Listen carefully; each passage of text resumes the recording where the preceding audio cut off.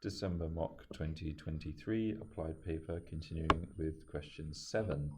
Question 7 is a statics question with some kind of rod leaning against two surfaces at right angles. A lattice question is generally how this is known. In this lattice question, we have a number of conditions to illustrate on our diagram. So let's start off by drawing that.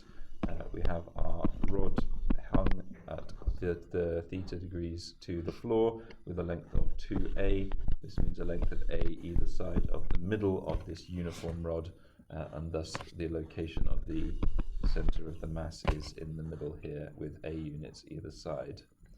Given that the mass is capital M, then the force downwards is capital Mg. We only have friction on the floor surface, so we have reaction forces at both the right-hand wall and left-hand wall.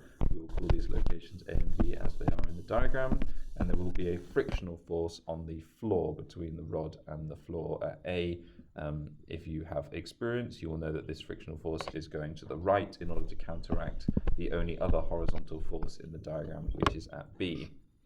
I would like to call these things RB, RA, and friction at A, which I do FRA.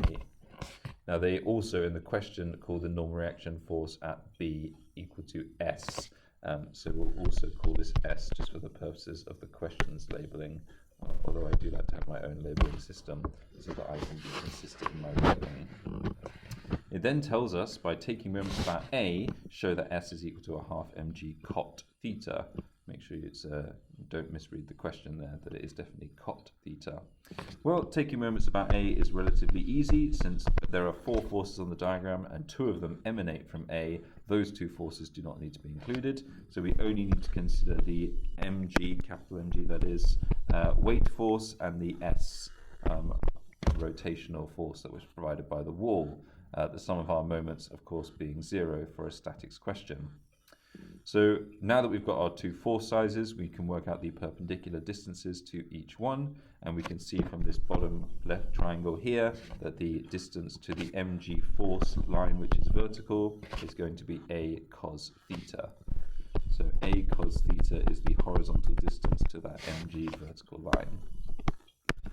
The horizontal force line S that comes across here is going to be governed by this particular height, which is 2a hypotenuse sine theta in length.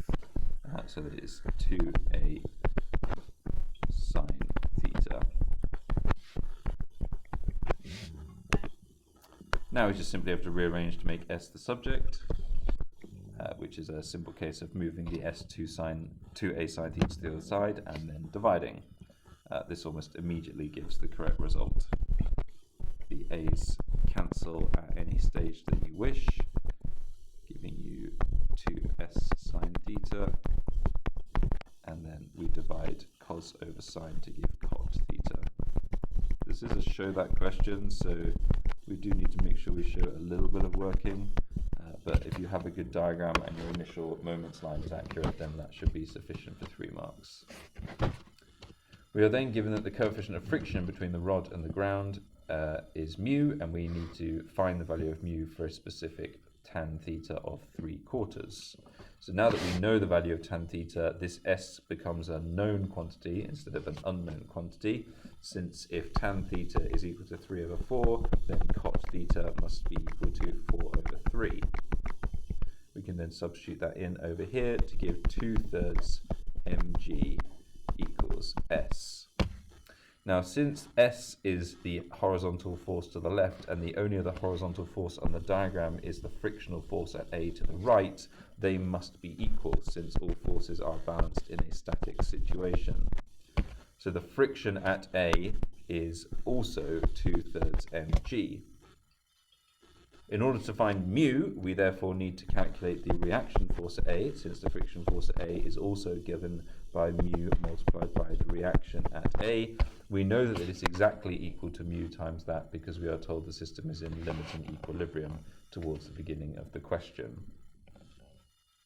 The reaction force at A, however, is simply just mg, since the only vertical force on the system other than the RA upwards is the mg downwards, and so we can replace RA with mg immediately, and this gives us the very simple conclusion that mu is 2/3.